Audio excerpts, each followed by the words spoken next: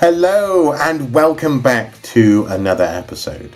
Now, despite what I recently said, I don't really want to be a review channel per se. Yes, I am today doing another sort of review for a film, and it happens to be another DC property.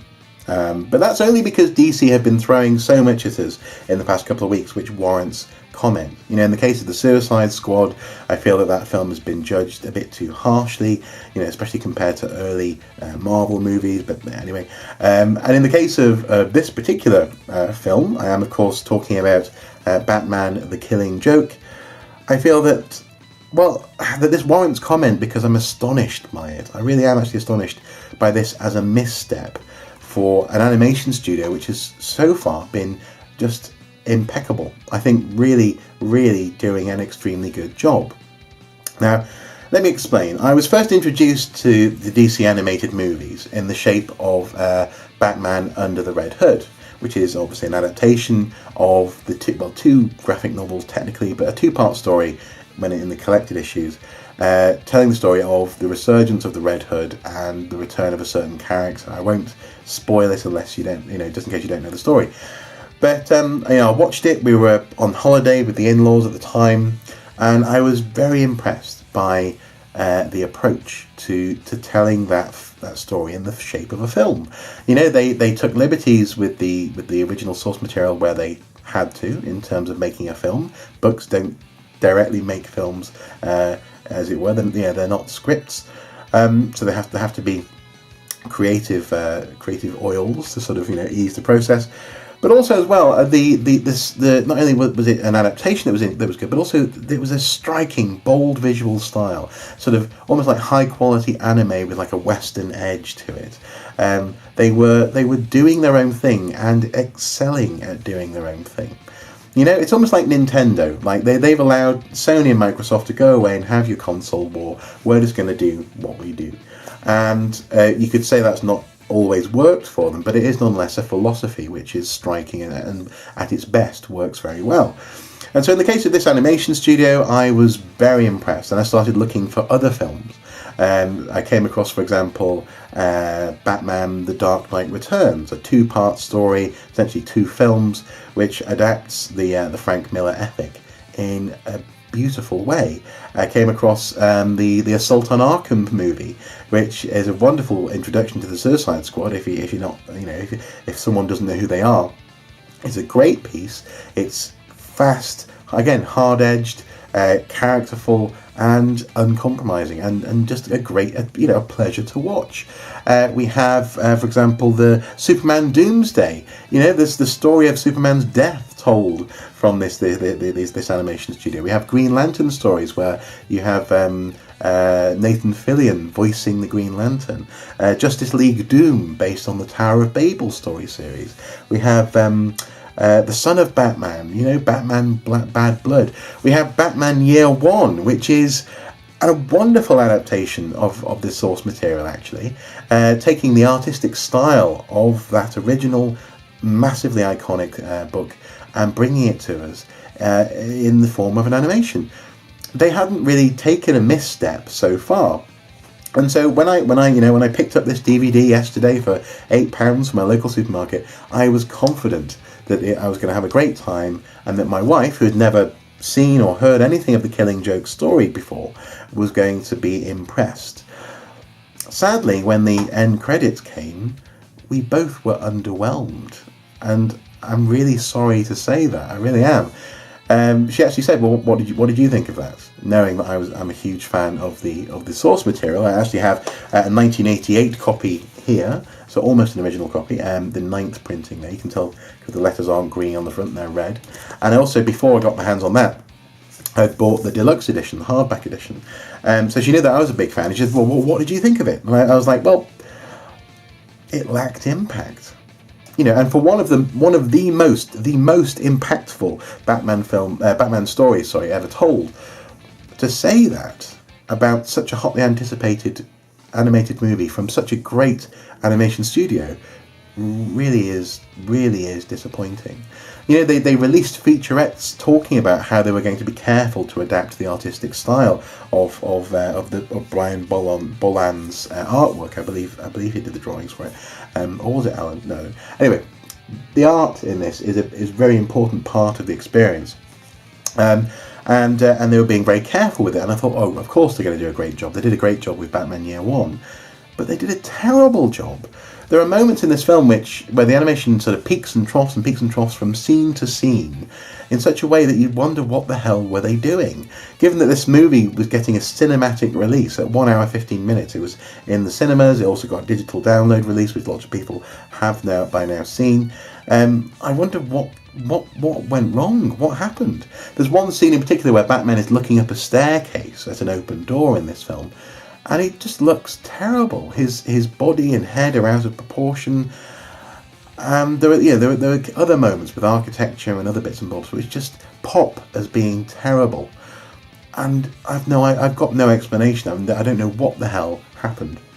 Given that they're adapting such an important story, I don't understand. I really don't understand what happened. Now, some people have a big problem with the prologue in this film. They insert an hour, then it's half an hour, so to 20 minutes thereabouts, of extra story surrounding, essentially setting up Batgirl. We have the original voice actors from the Batman the Animated Series, and they're trying to build on those characters in this prologue. Batgirl is presented as feisty, as determined, but also as well trying to impress her boss, a boss who's never really going to be fully impressed, and essentially it revolves around a mob boss objectifying her. In fact, Batman literally says, he's objectifying you. You should take a step back. Strangely enough, that's kind of what the whole prologue does, though. It's kind of weird. Batman says you shouldn't do that, or rather, so you should. You're above that. This is dangerous. And yet the whole thing is really actually about, her physicality and what she's about to lose in the Killing Joke storyline when the Joker sadly cripples her and makes her wheelchair bound. But also, it literally says at one point, but Batgirl's hot, this kind of thing. And so while they're trying to give us a bit more character, a bit more of a rounded sense of who Barbara Gordon is, so that when she is hurt, we feel that impact, they also undermine it by really, I suppose, actually emphasizing her as a merely sexual being. They literally actually have her and Batman having sex on a roof, which doesn't quite fit with the tone of the story. I know that there are stories out there where Bruce and Barbara have a relationship, but it doesn't really work, I think, in this particular instance. And it serves to undermine the character building, It ends up being a case of, well, actually, yes, she is a girl who needs the attention of Batman, and who is even at one point flattered by the attention of this gangster. And I don't quite understand what they were going for. If they wanted to flesh out her character, flesh it out, but don't flesh it out, if you see what I mean. Anyway, I don't mean to get overly sensitive, about it, but it felt a bit jarring. And this jarring was only emphasised when we actually get to the first panel of the original Killing Joke graphic novel, the famous panel of the rain on a puddle. From there on, the film feels like The Killing Joke. But also it has a totally different storytelling mechanism. We have, for example, flashbacks, the Joker remembering a version at least of his history, the origin of the Joker in some ways, which are shown to us as desaturated. So we have like a brown, misty kind of sepia look to his memories compared to now, which is in colour, when he's wandering around. Now, given that's the mechanism for remembering and for narration, I suppose, the first half an hour does not do that. We have Batgirl narrating from a particular standpoint, which is in the future, looking backwards. But the thing isn't, you know what I mean? It's not a memory. It's not presented in the same way as memories are later on in the film. So there's a sort of a dissonance in terms of how they're deciding to tell the story, in terms of the mechanisms and the visual vocabulary which they've established, which is again a bit of a disappointment. Really, the biggest disappointment though in this film is the fact that funnily enough, they could have been less slavishly tied and anchored to the source material and achieved the emotional impact that the source material achieves, if you see what I mean.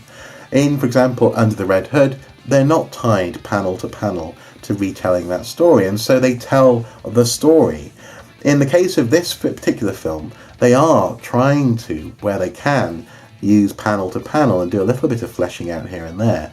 There's an interesting sort of post-prologue scene just before the Killing Joke really gets going, where Batman is investigating basically some dead people tied to chairs in this sort of mocked up comedy club in a lockup somewhere, which is quite pleasing, but which doesn't serve the story, but also then from then on we go into this sort of slightly flat unfolding of the story. It's as though they don't want to disappoint us, so they give us all the visuals, but they don't feel creatively passionate or confident enough to actually run with the story. It's kind of hard to explain, but it does end up lacking impact. Now, given that the visuals of The Killing Joke are so striking, and given that the themes are so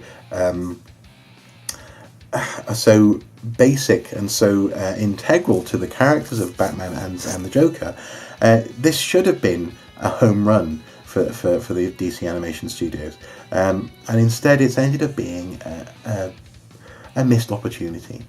And so this lack of impact not only impacts upon how I watched the film and how I feel about the film, but also I fear it's going to impact on how the other DC films are judged before they're even watched. People will see, oh yeah, there's another film from the same studio, and not bother with it because of this lack of depth which has been shown in The Killing Joke. I mean, how could they get The Killing Joke wrong?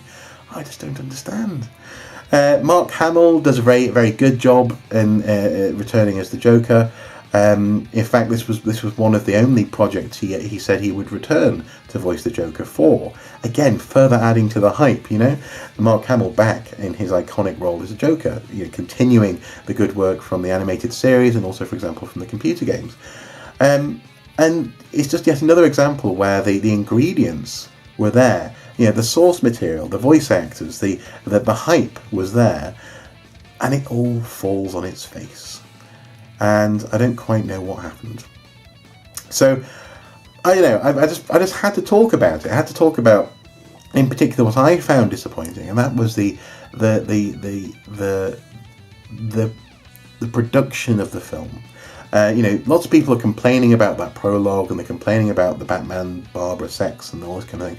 But what I'm really, really just disappointed by is the production quality of the film.